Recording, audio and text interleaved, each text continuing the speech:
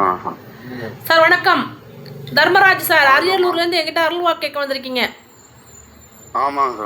சரி, உங்களோட குலதெய்வம் பெரியாண்டவர் தர்மராஜ். ஆமாம். ஓகே ஆமாங்க. ஓகே. உங்களுக்கு கல்யாணம் ஆகி 3 பொம்பளை பிள்ளைங்க, ஒரு பையன். ஆமாங்க. சரி, உங்களோட அம்மாவோட அம்மா பாட்டி செல்லம்மாள்னு ஒருத்தவங்க தெய்வமா வந்திருக்காங்க. நமஸ்காரம்மா. பாட்டி இருக்காளா செல்லம்மாள்னு? ஆமாம்மா இருக்காங்க. சரி, அதே மாதிரி உங்களை உங்கள் அம்மாவோட உங்கள் அம்மா அப்பாவோட அம்மா அஞ்சலை அம்மாள்னு ஒரு தெய்வம் வந்திருக்காங்க. தெய்வம்மா இருக்காங்களா அந்த பேரில்? ஆமாம். இருக்காங்க. நன்றி ஐயா. அஞ்சலம்மா, நீங்களும் வாங்க. வணக்கம். அதே மாதிரி ஒருத்தர் நீங்கள் வந்து பணம் வாங்கியிருக்கீங்க, ஒரு வண்டி பிஸ்னஸ் வண்டி ஓட்டலான்னு சொல்லி வண்டி வாங்குறதுக்காக 2 பேரும் பிஸ்னஸ் பண்ணி அவன் பேர் செல்வராஜ் உங்களையே ஒரு 4-5 லட்ச ரூபா ஏமாத்திட்டான். ஆமாம்.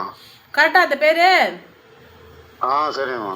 சரி, இந்த பணத்தை முக்கியமாக அவன்கிட்ட நம்ம வாங்கி கொடுக்கணும். கேட்கும் போதெல்லாம் இந்தா தரேன், அப்பா தரேன், இப்போ தரேன்னு சொல்லி ஏமாத்திக்கிட்டே இருக்கான்.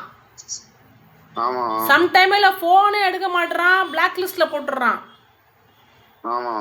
அதே மாதிரி உங்கள் பங்காளிக்குள்ளே ரொம்ப நாளாக இட பிரச்சனை கிராமத்தில் ரொம்ப நாளாக இருந்துகிட்டே வந்துட்டு இருக்கு.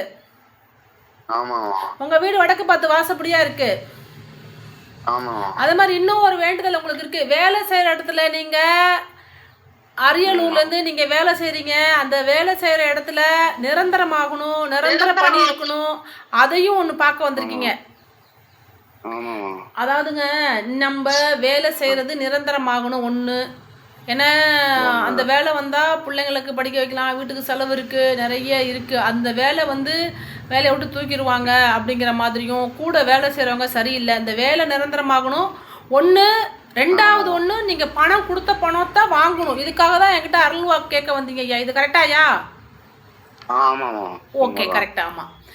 சரி, அதன் அடிப்படையில் நீங்கள் வந்திருக்கீங்க. இந்த ரெண்டையும் நான் உங்களுக்கு சரி பண்ணி தர்றேன்.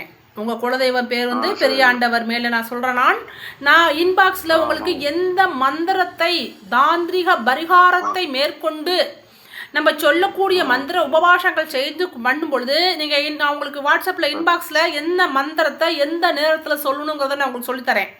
அதை நீங்கள் கடைபிடிக்கும் பொழுது உங்களுடைய கொடுக்க வேண்டிய செல்வராஜ் 5 லட்சம் பணத்தை கொடுத்துருவாருங்க தர்மராஜ். ஓகே, அது மட்டும் இல்லாமல் உங்களோட வேலை நிரந்தரமாக்குறதுக்கு ஒரு தாந்திரிக பரிகாரம், ஒரு மந்திர முறை இருக்குது. அதையும் நான் உங்களுக்கு சொல்லித்தரேன் தர்மராஜ் சார். நன்றி. இதுக்காக தான் வந்தீங்க. நன்றிங்க சார், தர்மராஜ் சார். நன்றி.